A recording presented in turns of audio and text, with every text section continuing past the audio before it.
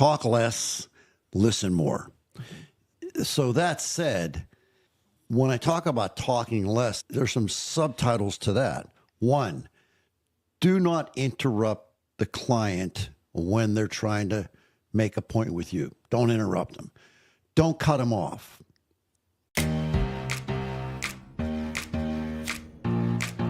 How you can be the greatest salesperson on the planet. Welcome to the Rethink Sales Show. My name is Derek Kelly. I am joined by Jim Shorkey.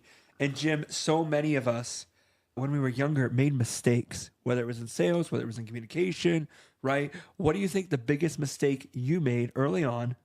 And if you had to tell yourself, your 20-year-old self, your 25-year-old self, whatever that was, what was that mistake, and how would you encourage someone that's young, starting out? I think fundamentally it's talk less, listen more. So that said, when I talk about talking less, there's some subtitles to that. One, do not interrupt the client when they're trying to make a point with you. Don't interrupt them. Don't cut them off. Don't work on listening versus trying to come up with an answer while they're talking. We really need to be active listeners. So we listen with our eyes and we listen with our ears. But if we're busy trying to come up with a response to what the client's saying, then we're really not listening to them, are we? So that was a mistake I made. I was busy trying to come up with a response, and I should have been present in that moment listening to the client. I tended to cut people off. Not good. People do not like it when you do that. Another one is answering questions that haven't been asked. I would say fundamentally the biggest mistake I made as a new salesperson was I talked too much and I listened too little. Does that answer your question? Yeah, so it sounded like you almost thought you knew everything. Oh, God, yeah. I was arrogant. I did think I knew everything. I knew more than anybody. But That's Jim, a very arrogant you could have never position. known every make and model in the dealership, exactly all the features they had. Exactly. I tried to. I studied. I did know. That's not true. We sold Oldsmobiles at the time. This is 1979. We sold Oldsmobiles, and we sold Jeeps. And we sold used cars. Now, back in those days, there wasn't as much of a selection as far as models are concerned. And we didn't have that many cars. We were just a little dealership. Right. Yeah. But I did know, my dad, one of the things my dad taught me was to get the brochures on every single vehicle. And I was a pretty smart guy, a pretty good student in college and whatnot. And I did well that way. And I was good at learning. So I did know a lot about the cars. But that's not what it's all about. It's not about knowing. People don't care how much until they know how much you care. And fundamentally, I think I remember my dad telling me to stop talking. You're talking too much. So does that answer your question? Yeah, and I can see you talking through, you almost had all this knowledge, which wasn't bad, but you were missing the core aspect of we serve the customer. It was almost backwards, it seems. This may be what you're saying. It was backwards, yeah. Where does the customer fit into all the knowledge? It doesn't matter to them. The cubic inch displacement of every single engine that Oldsmobile makes. They don't care about that. Or maybe they do. If they do, you're in luck. But they may not. But that's not probably a majority of the customers coming in is, man, I wish I knew exactly X, Well, Y, that's Z. not the point. The point is, though, the fact that you know it doesn't make you a good salesperson. That's right. That's the point. Mm-hmm. It's great that you memorize it. It's great that you got a high IQ, whatever the case may be. But at the end of the day, the important part about selling, the most important part, is figuring out what the client wants and then showing them how your product does the things that they want it to do, that they like it to do. So we have to figure out what it is that they want. In your case, when you and I have talked in the past, safety has always been paramount with you. Right. And room, safety and room. And so you're going to focus on the benefits of how that impacts me, not just the features of, this has a backup. Like, you may talk through some of those features, but you're focused on how those features impact my life instead of just, did you know the engine is a V6? We could upgrade it to a V8. We could update this trim with this. You may go over those features, but people want to know, how is that impacting me? How is that relevant to what my life and what's happening in my life? And relative to you, how important, I don't think you probably even know what cubic inch displacement is, because now it's all liters per se. But yeah, cubic inches measures the displacement of the cylinders. How much, what is the cubic inches of those cylinder walls? Wow. That's what cubes mean. And the same thing with liters. Liters you would think is like a liter, Yeah, a liter. but that's what that means. A 4.7 liter motor means something. But in your world, it means nothing. No. That's not going to help you transport soccer balls.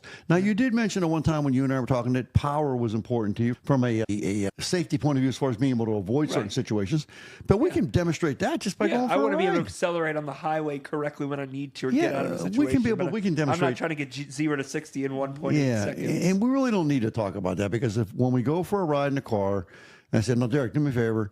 We're at a red light right now. There's nothing in front of us. Give it some good gas here. Let's not school the tires, because we get, oh, wow, that's got some power. That proves the point. And you're happy with that. Yep. But now when we turn around and get out and take a look at the car, we really need to double down on the room Yep. and the safety. Yep. Does that make sense? Yeah, it does. And I think you're talking through, recognizing, man, talking to your younger self, you wish you would have known this. I do. You wish you would have taken care of your health more. You wish you would have slept more. I do. You wish you would have been less arrogant. I do. Oh, absolutely. Right? And all those things probably affected your ability to be present in the moment with the people that you're with.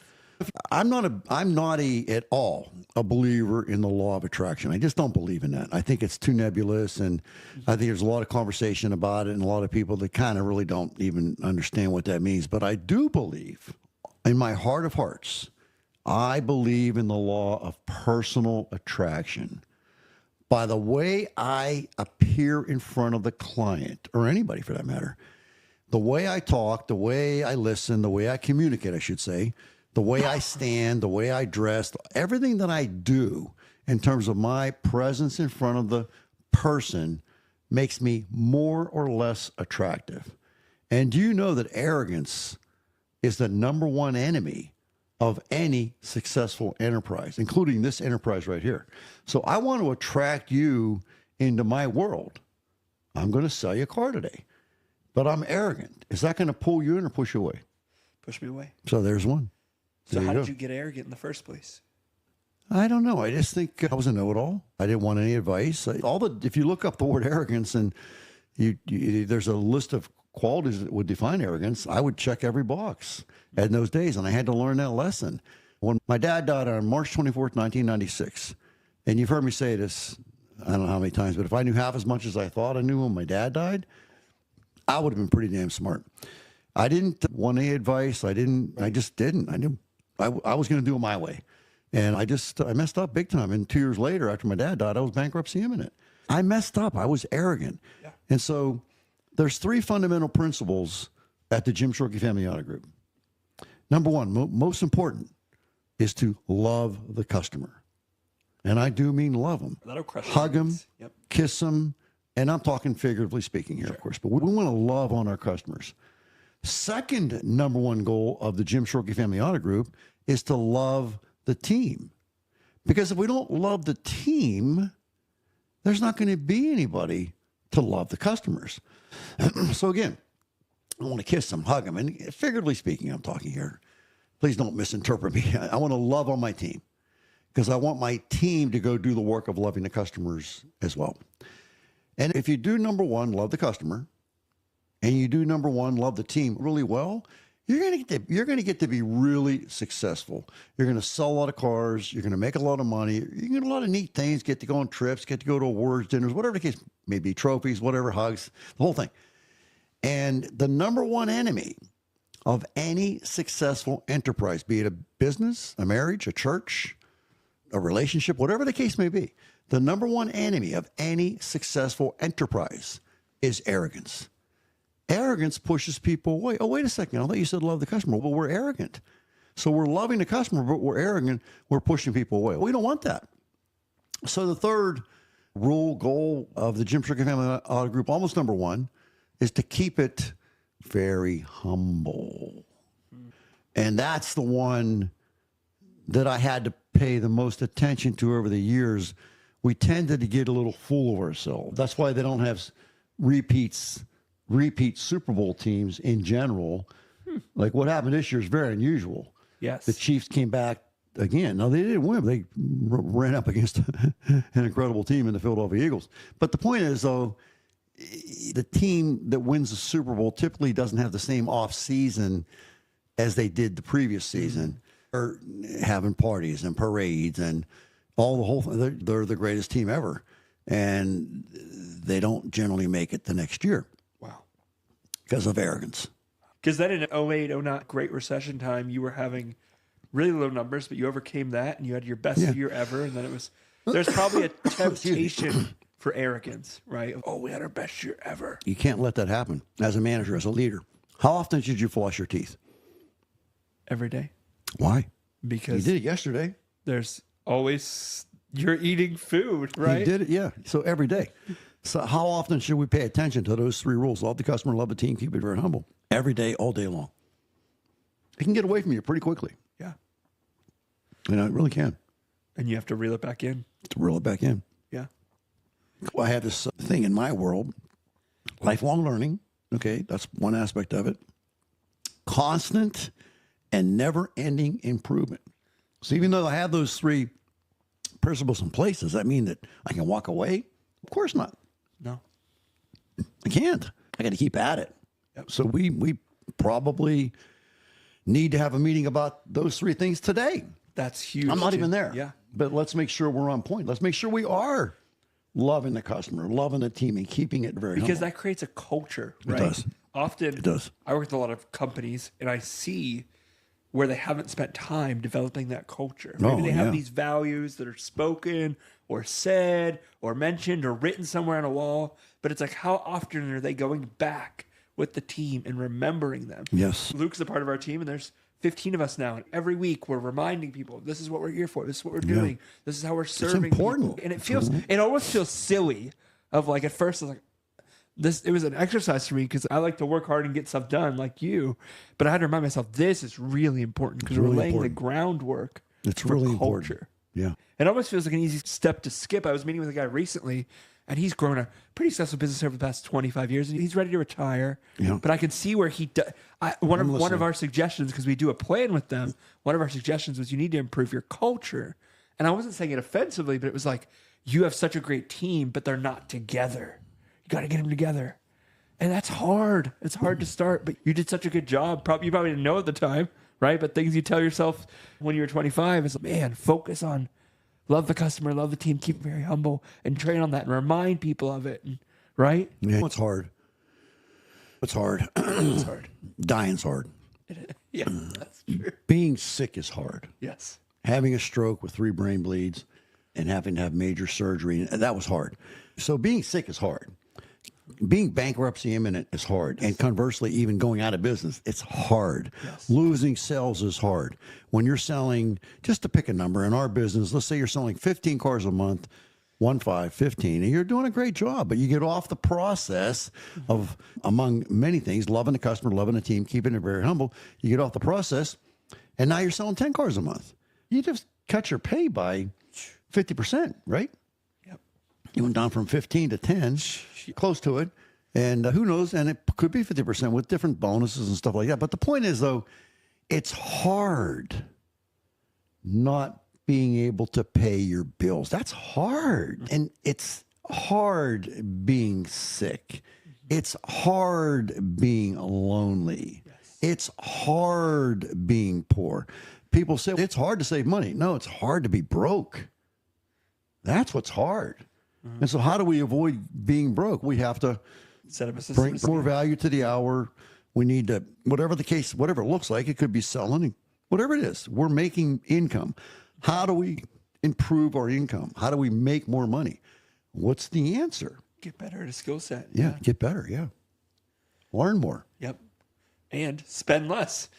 Spend less, pay down debt. There's a lot of things that we can do to get better. But the bottom line is, when you talk about, that's hard. Saving money is hard. Excuse me, my nose is running, guys. Yeah. Saving money, of course, it is hard. Sure. But what's harder is being broke. And I don't mean that to be frivolous, or I'm not making fun of. I'm not making fun of that. But when you can't pay your bills, that creates a very difficult situation. If you look at marital discord, financial difficulty, is very high on the list of things that mess up a marriage. Yeah. It's true. Yeah, it is. Not being able to pay your bills. Yeah. Wow, Jim. Thanks. This got deep in the heart. Thanks for sharing what you would tell yourself when you were younger. The importance of listening, the importance of remembering yourself of those values, right? Those values just weren't a value statement that Jim Shorkey Auto Group had on the wall. It wasn't just in the training manuals. It was something you really tried to embody as a leader and have other people live out as well. And I can see that through people that I've met on the team, that they don't just know that head knowledge, they try to live that out in their heart. And I want to close off with, when I had the stroke, I went through a physical therapy process. And it was, as I recall, a couple days a week for a certain period of time. And then that was it. It was over. And to me, that didn't make sense. So I actually went out and hired my own physical therapist, physical trainer kind of thing. Yep. Remember, they were starting off at once a week. I remember this. I do 3 times a week now. Yes. And today I did full body. Tomorrow I do Pilates. And on Friday I do boxing. And this is hard stuff. I'm hurting right now. I'm in pain. I really am. I worked my butt off today. And I was doing what is called farmer's carry. So I had 2 30-pound dumbbells. And this is relevant. It's 60 pounds. And I'm carrying these dumbbells for probably got around 4 minutes. And my arms are like just killing me. What I'm trying to do is I'm trying to improve my grip strength. I got this from Dr. Peter Attia, who you saw, Mark, this morning. Mark Mastrano. Yep. And so why am I doing such a difficult thing? Because I want to be able, when I'm 80 years old, okay, I'm 68 right now, I want to be able to carry my own suitcases. Mm-hmm. What is carrying a suitcase? What does that sound like? Grip strength. It's a farmer's carry. That's what it is. I want to be able to do that. I want to be able to get down on the floor with my great-grandchildren, okay? And I want to be able to, at 80, now that's 12 years from now, so maybe not quite great-grandchildren yet, but I'll be close, say 90. I want to be able to get down on the floor with them, mess around, and get back up again. Do you realize that most people in the 80 to 90 range can't do that? Wow. I want to be able to do that. I want to be able to pick my suitcase up and put it in the overhead compartment of an airplane. In order to do that, I got to be able to put 40 pounds above my head. It sounds silly, yes, but shouldn't I be thinking about what I want to be doing 10, 15, 20 years from now? It's the same thing with the sales gig. Yes. If I should be thinking about what I want to be doing tomorrow relative to sales and then taking appropriate action to get myself ready. Yes, that's brilliant. Sleep. So the farmer's carry, and at least I'm planning my life accordingly. Yeah, make sense? Yeah, that's so good. Because think about it, guys. If you're young in sales and you're just getting started, you're talking to the 20, 25-year-old Jim Shorkey, hey, be thinking about where you want to be in 10, 15 years from now. Absolutely. What are the actions you can take? What is the plan you can have in place to do that? Jim, thank you for walking through. I know those sound like silly examples. Oh, I want to be able to lift above my head. But that's real. That's real. It's the same thing. It's all the same. If I want to sell 20 cars a month, I better go talk to somebody that's selling 20 cars a month and figure out what they're doing and then copy them. Yeah. And there's books out there. There's all kinds of stuff, YouTube videos. Yeah. It's all kinds of stuff to learn how to do the right things to get to the 20. Yeah. It's being done. Yeah. That's good. Thank you, Jim. Pleasure.